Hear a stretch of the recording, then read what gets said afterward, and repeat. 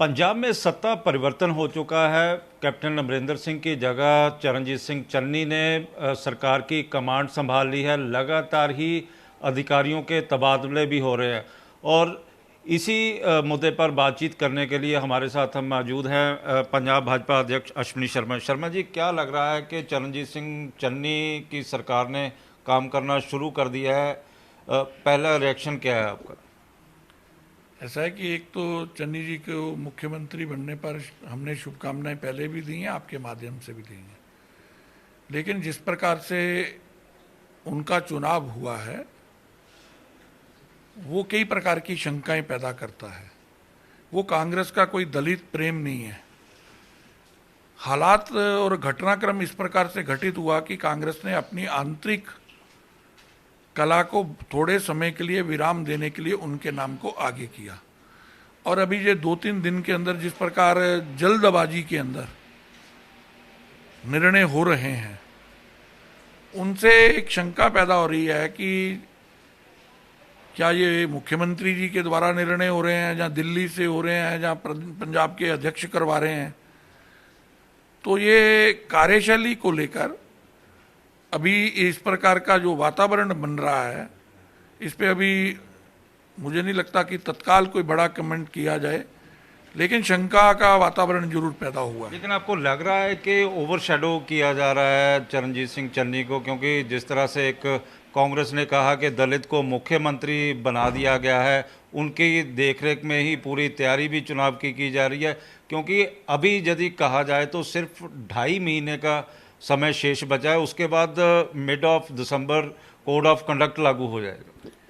ऐसा कि जिस दिन ये परिवर्तन हुआ है उस दिन के अगर घटनाक्रम के अंदर नजर डालें तो सुबह हिंदू मुख्यमंत्री, दोपहर को सिख जट सिख मुख्यमंत्री, और उसी के बीच में उनके बड़े नेता दिल्ली से बयान आता कि पंजाब में सिख मुख्यमंत्री होना चाहिए।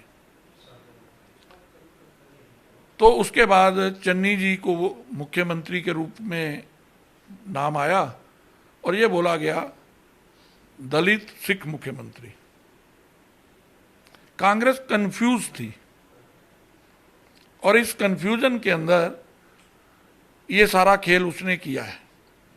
और उनको लगता ये था है कि अगर हम ऐसा करते हैं तो अपनी आंतरिक कला जो है शायद उसको रोक पाएंगे, पर वो रोक नहीं पाएंगे। लेकिन उसके साथ ही सिद्धू का भी अनाउंस कर दिया गया कि 2022। वही बात पे आ रहा हूं। कांग्रेस कितनी कंफ्यूज है कि अभी मुख्यमंत्री जी ने शपथ ग्रहण नहीं की तो उनके प्रभारी रावत जी ये कहते हैं कि 22 का जो चुनाव है वो सिद्धू के नेतृत्व में लड़ेंगे। इसका मतलब उनको अपने मुख्यमंत्री जिनको बनाया है उनको 4 महीने के लिए बनाया है। बाद में उन्होंने यू टर्न लेने की कोशिश की कि दोनों के नेतृत्व में लड़ेंगे, लेकिन उनकी मानसिकता व्यक्ति की प्रथम रिएक्शन से पता चलती है। उनको खुद ही अपने मुख्यमंत्री पर विश्वास नहीं है कि उसके नेतृत्व में लड़ना है। तो इसी से साफ होता है कि ये नाइट वॉचमैन के रूप में उनको ये कार्यभार सौंपा गया है।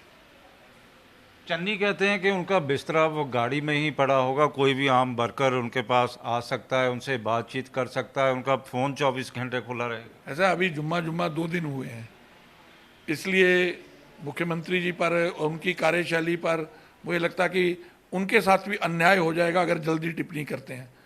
आगे आगे देखिए होता क्या है, क्या वो खुद चल भी पाते हैं या नहीं, जहाँ रिमोट के द्वारा ही चलते हैं। मुझे लगता है कि उनका एक पैर दिल्ली में रहेगा, एक सिद्धू जी के हाथ में रहेगा, और अभी आगे क्या क्या होगा ये अभी देखते जाइए। पंजाब की कैबिनेट नहीं बन पाई है, सारा पंजाब दिल्ली की ओर देख रहा है और दिल्ली अपने नेताओं पर मंथन करने के लिए लगी हुई है। और कल रात तक भी 2:30 बजे तक आला कमांड के जो नेता थे उनकी बैठकों का दौर भी चला है और कैबिनेट को फाइनल कर दिया गया। ऐसा कि सत्ता के लिए कांग्रेस में संघर्ष बहुत लंबे समय से चलता है, और ये जो परिवर्तन भी है ये कांग्रेस ने अपने 4.5 साल के जो लोगों के साथ वादे पूरे नहीं किए उसका ठीकरा एक व्यक्ति पर फोड़ने का एक प्रयास किया है। लेकिन दोषी एमएलए, मंत्री, सब लोग दोषी हैं। 80 के 80 पूरे। वो क्यों? वो इसलिए कि अगर इलीगल माइनिंग हुई या किसी ना किसी एमएलए के एरिया में हुई होगी, अगर कोई डिसीजन हुआ तो कैबिनेट में मंत्रियों के साथ मिलकर हुआ होगा। पंजाब को इन सब ने लूटा है, भ्रष्टाचार पनपा है, ऐसी बच्चों के वजीफे तक खा गए ये लोग। और कोरोना की महामारी के अंदर लिकर माफिया जिस प्रकार से दन दन आया, और जो बड़े बड़े वादे किए थे, माइनिंग पॉलिसी लाएंगे, घर घर नौकरी देंगे, लैपटॉप देंगे, ना जाने क्या क्या देंगे। और इन 4.5 सालों में दलित समाज के ऊपर जितने अत्याचार हुए हैं उनसे ध्यान हटाने का एक कुप्रयास हुआ है। पर मुझे लगता है कि इन सबको नमस्ते करेगी पंजाब की। ये तो नहीं भी आपका दलित इशू था, आपने कहा था कि दलित को मुख्यमंत्री बनाएंगे, वो कांग्रेस छीन के ले गई है। ऐसा कि हमारे लिए दलित हो, ओबीसी हो, जर्नल हो, ये वोट के लिए नहीं है। मैंने जो वो प्रश्न पैदा किया था, जब उठाया था, उसके पीछे कारण ये था कि अगर आप अपने पंजाब का समग्र विकास करना चाहते हो, चौमुखी विकास करना चाहते हो, तो वहां पर रहने वाले समाज के अनुपात के हिसाब से उनको सत्ता में राजनीतिक हिस्सेदारी देनी पड़ेगी। उसी से पंजाब का हित है, पंजाबियत का हित है। कहते हैं कि कांग्रेस इस समय सर्वोपरि है और आपकी पार्टी हाशिए पे चलेगी। कहने कांग्रेस क्या है? कांग्रेस सर्वोप्रिय भी पंजाब में ऐसा है कि जहां तक बीजेपी का सवाल है, बीजेपी पंजाब के अंदर बहुत कम हिस्से में चुनाव लड़ती थी और इस बार 117 सीटों पे चुनाव लड़ना है। अगर हमारे पास जहां चुनौती है वहां अवसर है, और पंजाब की जनता ने कांग्रेस को 4.5 साल को देखा है और जो दूसरे दल हैं उनको भी देखा है। उन पर विश्वास करने का कारण कोई नहीं है। लेकिन अगर बीजेपी पंजाब के अंदर कहेगी कि हम नशा मुक्त पंजाब बनाएंगे, तो पंजाबी और पंजाबी पूरी तरह से बीजेपी पे विश्वास करेंगे। उसका कारण है कि इन लोगों पे विश्वास नहीं हो सकता, क्योंकि बहुत सारे नेता पार्टियों का दामन इसमें दागदार है। हम भ्रष्टाचार मुक्त पंजाब की बात करेंगे तो केंद्र में हमारी सरकार का रिकॉर्ड है कि प्रधानमंत्री जी के नेतृत्व में 7 साल से एक स्वच्छ छवि वाली सरकार चल रही है। बीजेपी की क्रेडिबिलिटी पंजाब के अंदर बाकी सब दलों से कई गुना ज्यादा है, और आप आने वाले समय में देखेंगे कि पंजाब की जनता पंजाब में अमन, शांति, विकास के लिए बीजेपी को चुनेगी। इसीलिए कैप्टन अमरिंदर सिंह को लेके आ रहे हो? मुझे आपसे समाचार प्राप्त हुआ है, मेरे पास जानकारी नहीं। जो चर्चाएं चल रही हैं कि कैप्टन अमरिंदर सिंह का क्योंकि राष्ट्रवाद प्रेम है और बीजेपी का भी इशू राष्ट्रवाद ही रहा है और राष्ट्रवाद के नाम पर चुनाव भी लड़ती आई है। नहीं, यहाँ तक राष्ट्रवाद है वो हमारे संस्कार हैं पार्टी के, हमारा विचार है। कोई व्यक्ति किसी अन्य दल में रहकर अगर राष्ट्र के हित की बात करता है, सीमाओं की सुरक्षा की बात करता है, तो उसका पार्टी ने हमेशा ही स्वागत ही किया है। अमरिंदर सिंह जी आज तो मुख्यमंत्री नहीं है, जब मुख्यमंत्री के नाते भी देश के मुद्दों को लेकर उन्होंने कांग्रेस की लाइन से हटकर बयान दिए, हमने उस समय भी स्वागत किया। कांग्रेस में हमेशा कहा जाता रहा है कि कैप्टन अमरिंदर सिंह की अमित शाह और प्रधानमंत्री नरेंद्र मोदी के साथ गहरी दोस्ती है और वो पार्टी से ऊपर दोस्ती को रख रहे हैं और इसीलिए मुलाकातों का दौर बढ़ता चला जा रहा है। ऐसा है कि 52 साल कांग्रेस में जीवन देने के बाद कांग्रेस ने उनको इस प्रकार से अपमानित करके हटाना है तो कुछ तो कहेंगे ना। जहां तक एक मुख्यमंत्री के नाते देश के प्रधानमंत्री को मिलना, देश के गृह मंत्री को मिलना, ये स्वाभाविक प्रक्रिया है। अब ये चन्नी जी कल हरियाणा के मुख्यमंत्री जी को मिले, इनमें कौन सी मित्रता है? एक शिष्टाचार मुलाकात है। इसलिए इन चीजों को उसी दृष्टि से देखना चाहिए जैसा है। तो कैप्टन साहब का बीजेपी वेलकम करती है यदि आते हैं?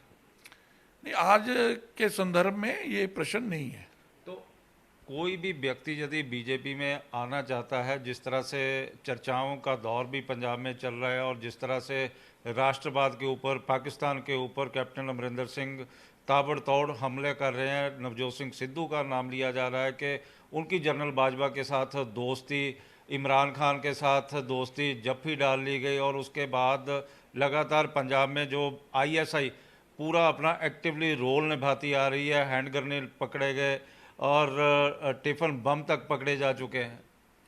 नहीं, यहाँ तक जो प्रश्न खड़ा हुआ है सिद्धू जी के पाकिस्तान प्रेम का, ये 2018 का इंसिडेंट है।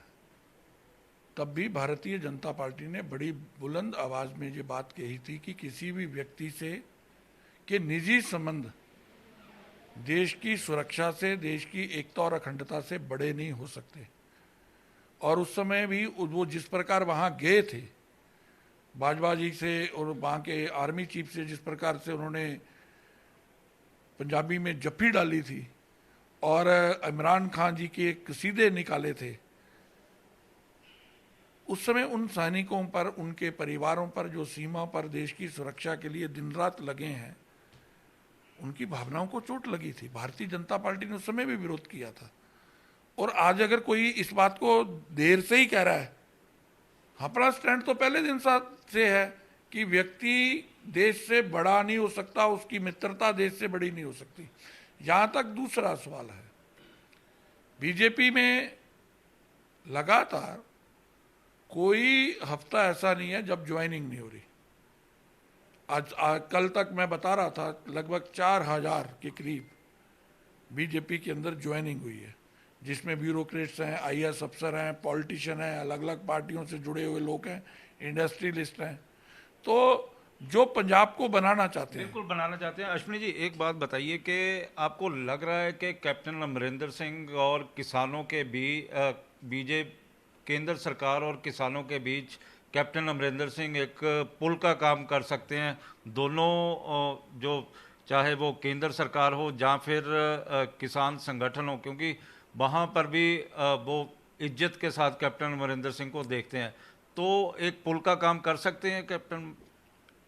ऐसा है कि यहाँ तक किसान आंदोलन का सवाल है, तो हमको लगता है कि आंदोलन जिस मंशा से शुरू हुआ,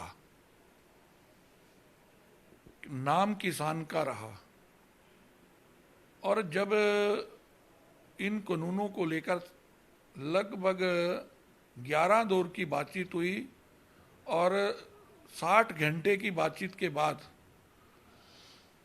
केंद्र ने जो प्रपोजल केंद्र की ओर से आया कि कमेटी बनाते हैं, इन कानूनों को, कानून आज लागू नहीं है, कमेटी बन के सर्वसम्मति की बात है, आंदोलन समाप्त होना चाहिए था, लेकिन नहीं हुआ। इससे लगता है कि आंदोलन की मंशा कुछ और है, और यहां तक आंदोलन समाप्त होना चाहिए। कोई भी व्यक्ति, पंजाब का हर व्यक्ति ये चाहता है कि ये आंदोलन समाप्त हो, पंजाब के अंदर अमन, शांति, भाईचारा हो। तो कोई भी व्यक्ति अगर सकारात्मक भूमिका अदा करता है, यदि तो कैप्टन मध्यस्थता करने के लिए कहते हैं, मैं कोई भी व्यक्ति का सवाल नहीं है, वो जो अगर कोई उनको समझा सकता है भैया कानून लागू नहीं है इस समय, सहमति के बाद लागू करने की बात हो रही है, फिर क्यों बैठे हो, तो कोई भी व्यक्ति करे। अच्छा, अकाली दल ने सवाल उठाए हैं। अकाली दल ने दिल्ली में अपनी रैली की किसानों के हक में, जिस तरह से बलबीर सिंह राजेवाल ने कहा था कि आप पंजाब की सड़कों पे क्या करते हैं, पार्लियामेंट का जाके घेराव करिए, और अकाली दल के नेता अपने वर्करों के साथ गए और वहाँ पर सिंगू बॉर्डर में उनके साथ काफ़ी बदतमीजी की गई और उनकी गाड़ियाँ तोड़ दी गई, और लगातार वो वीडियो वायरल भी हो रहे हैं, और एक की दाढ़ी उखाड़ दी गई और उखाड़ के टांग दी गई और उसको गालियाँ दी गई गंदी गंदी। इसका क्या मतलब निकाला? ये तो अब पंजाब और पंजाबी तय करें कि ये किसान आंदोलन है या उत्पाद मचाने वाला मामला है। भारतीय जनता पार्टी दूसरे दलों से अलग है। हम कोई इस इंसिडेंट का मजा नहीं लेना चाहते। हमारा पहले दिन से ये पक्ष है कि कोई भी राजनीतिक दल हो, कांग्रेस हो, बीजेपी हो, कम्युनिस्ट हो, आम आदमी पार्टी हो, रैली करने का, अपने कार्यक्रम करने की स्वतंत्रता उनको है। ये अधिकार आंदोलनकारियों को नहीं है कि वो हुक्म जारी करें, जहां किसी राजनीतिक पार्टियों को बुलाकर ये कहें कि आपको कार्यक्रम नहीं करने देना है, आप अपने कार्यक्रम ना करो। क्यों नहीं करेंगी राजनीतिक पार्टियां? अगर आपको जो संविधान इजाजत देता है आंदोलन करने की, वही हमको देता है। लेकिन इसके लिए दोषी कौन है? यही राजनीतिक पार्टियां हैं। जब हमारे ऊपर हमले हो रहे थे, हमें रोका जा रहा था, हमारा स्टैंड आज भी स्पष्ट है। हम निंदा करते हैं जो अकाली दल के साथ हुआ है। हम निंदा करेंगे ऐसे किसी भी कृत्य की जो व्यक्ति के विचारों की अभिव्यक्ति के ऊपर चोट लगाएगा। लेकिन उनका दृष्टिकोण साफ नहीं है बाकी पार्टियों। अश्विनी जी, मैं अभी जाके आया हूँ यूपी में मैंने देखा कि वहाँ पर सारी पॉलिटिकल पार्टियाँ बड़ी बड़ी रैलियाँ कर रही हैं, किसान आंदोलन भी वहाँ पे चल रहा है, लेकिन रैलियों को वहाँ पे किसी तरह से रोका नहीं जा रहा है। पूरी स्वतंत्रता है, क्योंकि यूपी का चुनाव भी पंजाब के चुनाव के साथ ही होना है। और यहाँ पे ऐसी स्थिति क्यों है, वहाँ ऐसी स्थिति क्यों नहीं है? ऐसा कि मुझे लगता है कि इस आंदोलन की मंशा किसान से हटकर राजनीति हो चुकी है, और दूसरे जो राजनीतिक पार्टियों के ऊपर रोक लगाने वाला मामला है, इनको ये अधिकार किस संविधान ने दे दिया कि तो आप दूसरों को रोकेंगे।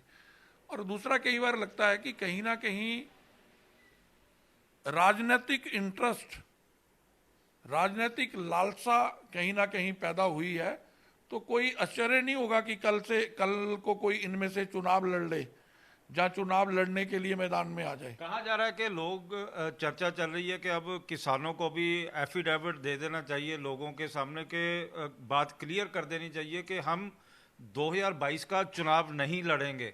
और जिस तरह से पॉलिटिकल पार्टियां भी कह रही हैं, लगातार चर्चा भी चल रही है पंजाब के गांव में या शहरों में कि जो किसान संगठन है वो चुनाव में कूद सकते हैं।